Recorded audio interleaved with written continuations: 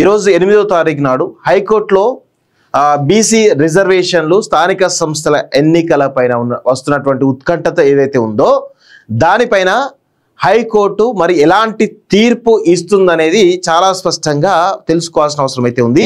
ఈరోజు తెలంగాణ రాష్ట్రంలో ఒక ఆసక్తికరమైనటువంటి ఒక అందరిలో కూడా ఉత్కంఠ రేపేటువంటి అంశం ఇది అని చాలా స్పష్టంగా మనం అయితే చెప్పొచ్చు. ఎందుకు అంటే ఇప్పుడు బీసీలకు సంబంధించినటువంటి 42% సంబంధించి జివో 9ను ఈ రాష్ట్ర ప్రభుత్వం తీసుకురావడం జరిగింది. సో దాని ప్రకారం ఆల్రెడీ ఎన్నికలకు సంబంధించినటువంటి షెడ్యూల్ కూడా విడుదల చేయడం జరిగింది. రేపటి నుంచి నోటిఫికేషన్ రాబోతుంది. సో ఈ క్రమంలో రేపటి నుంచి ప్రాసెస్ కూడా స్టార్ట్ కాబోతుంది.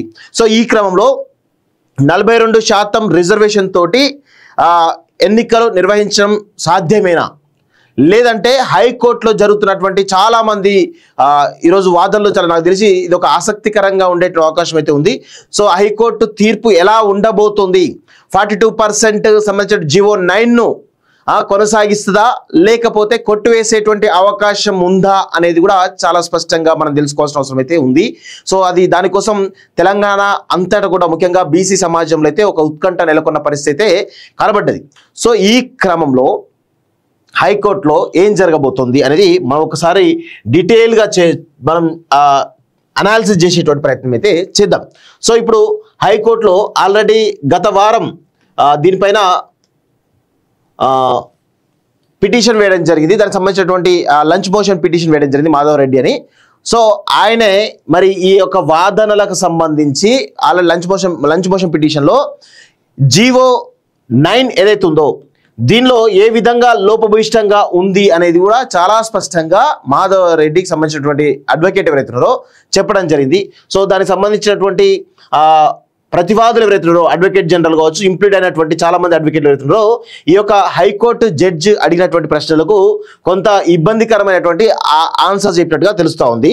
సో ఆయన అడిగినటువంటి ప్రశ్నలకు సో ఎలాంటి సమాధానం ఒక టెక్నికల్గా ఇవ్వలేదని చాలా స్పష్టంగా అర్థమవుతుంది. మరి ఈరోజు కాంగ్రెస్ పార్టీకి సంబంధించినటువంటి వాళ్ళు అడ్వకేట్ జనరల్తో పాటు కాంగ్రెస్ పార్టీకి సంబంధించినటువంటి 10 మంది ఈ యొక్క పిటిషన్లో ఇంప్లీడ్ కావడం జరిగింది. వీళ్ళు కాకుండా తీన్మార్ మల్లన, జాజ శ్రీనివాస్ గౌడ్, దాస్ సురేష్, చాలా మంది కాంగ్రెస్ పార్టీకి సంబంధించిన వాళ్ళు చాలా మంది కూడా ఇంక్లూడ్ కావడం, దాదాపు 20 మందికి పైగా మొత్తం కొత్తగా ఇంప్లీడ్ కావడం జరిగింది. సో మరి నాకు తెలిసి ఈరోజు సుదీర్ఘంగా మొన్న గంటన్నర పాటు సాగింది. సో ఈరోజు నాకు తెలిసి సుదీర్ఘంగా ఎన్ని గంటల పాటు సాగుతూ అర్థం కాని పరిస్థితి కనబడతా ఉంది. సో జివో 9ను హైకోర్టు కొట్టివేస్తుందా లేకపోతే కంటిన్యూ చేస్తుందా అనేది కూడా కొంత ఉత్కంఠ నెలకొన్న పరిస్థితి కనబడతా ఉంది. అయితే ఇక్కడ ప్రధానంగా కొన్ని విషయాలు మీకు నేను చెప్పదలుచుకున్నాను మిత్రులారా. ఎందుకంటే ఈ రాష్ట్ర ప్రభుత్వం బీసీల పైన ఈ రాష్ట్ర ప్రభుత్వానికి ఈ రెడ్డి ప్రభుత్వానికి ఏమైనా ప్రేమ ఉందా అని ఒక్కసారి లోతుగా మనం పరిశీలించినట్లయితే ఇందులో 2 రకాల కోణాలు ఉన్నాయి.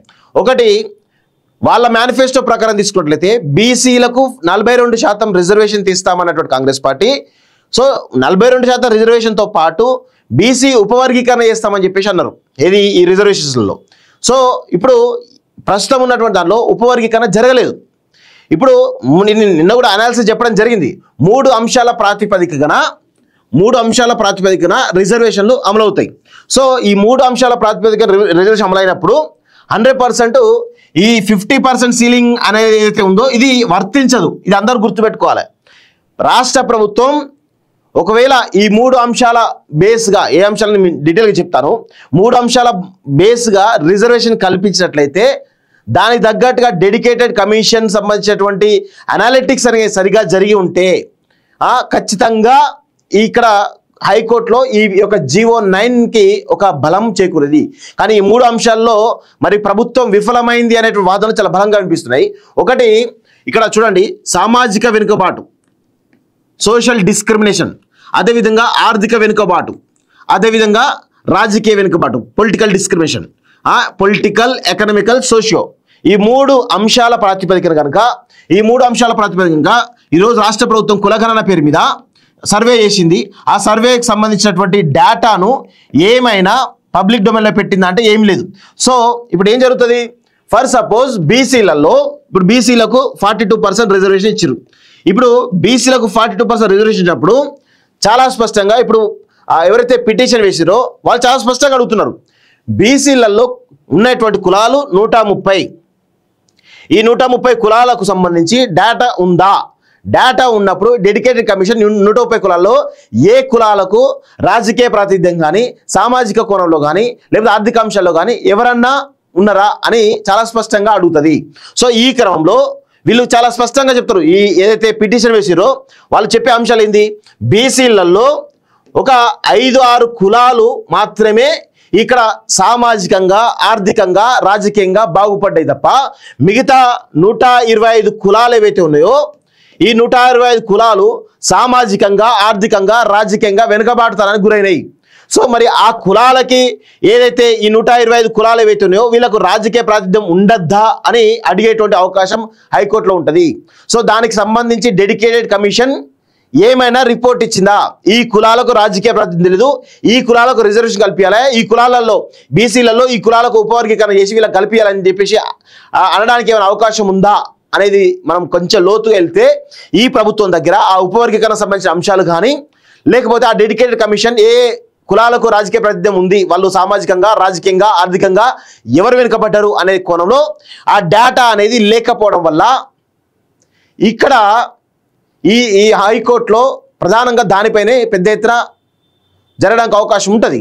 సో గతంలో కేసీఆర్ తీసుకొచ్చినటువంటి 2018లో తీసుకొచ్చినటువంటి ఏదైతే 285 ఏదైతే ఉందో ఆ చట్టాన్ని అబాలిష్ చేయాల్సి ఉండే. అబాలిష్ చేయకుండా ఆర్డినెన్స్ తీసుకొచ్చిండు. ఆ తర్వాత గవర్నర్ తీసుకొచ్చిండు. మన శాసనసభలో బిల్లులు పాస్ చేయడం జరిగింది, పాస్ చేసి గవర్నర్ పంపించడం జరిగింది. సో ఇప్పుడు జీవో 9 తీసుకురావడం జరిగింది.